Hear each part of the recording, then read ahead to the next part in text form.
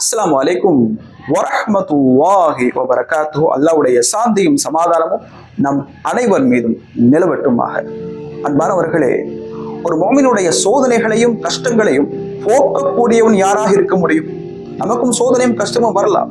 ஆனால் அடுத்த எண்ணம் எப்படி வரும்? யார்கிட்ட போய் சொல்லலாம்? ஃப்ரெண்ட்ஸ்கிட்ட போய் சொல்லலாமா?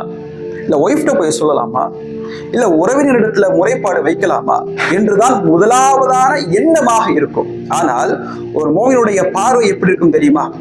அவன் தேடி செல்கின்ற, அவன் எதிர்நோக்குகின்ற, அவன் தேடி பெறுகின்ற முதல் புகலிடமாக எது இருக்கும்? அல்லாஹ் இல்ல சுப்ஹானஹு வ தஆலா மட்டும்தான் இருக்க முடியும். நபி ஸல்லல்லாஹு அலைஹி வஸல்லம் அவர்களும் சோதனை சுமந்து இருக்கின்றார்கள், கஷ்டங்களை சுமந்து இருக்கின்றார்கள். ஆனால் நபி ஸல்லல்லாஹு அலைஹி வஸல்லம் அவர்கள் தனக்கு சோதனையும் கஷ்டம் வருகின்ற போது அல்லாஹ்விடத்திலே ஆழ பதிந்த நம்பிக்கையை வளர்த்து துஆவை கேட்கக்கூடியவர்களாக இருந்திருக்கின்றார்கள். ரசூலுல்லாஹ் துஆ கேட்கிறாங்க, எப்படி தெரியுமா?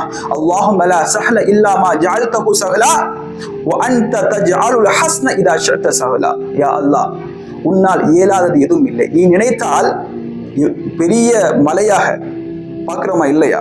அவ்வளவு பெரிய மலையாக இருந்தாலும் சஹல், அதை நீ மண்மேடாக மாற்றி விடுகின்றாய், அது உன்னுடைய சக்திக்கு உட்பட்டது என்று சொன்னார்கள்.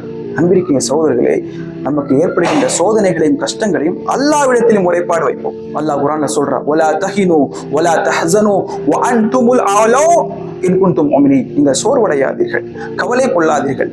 நீங்கள் அல்லாஹ்வை நம்பிக்கை கொண்டிருந்தால் நீங்கள் தான் உயர்ந்தவர்கள் என்று அல்லாஹ் சொல்றான். அல்லாஹ்வின் மீது அளப்பற்ற நம்பிக்கை வைப்போம்.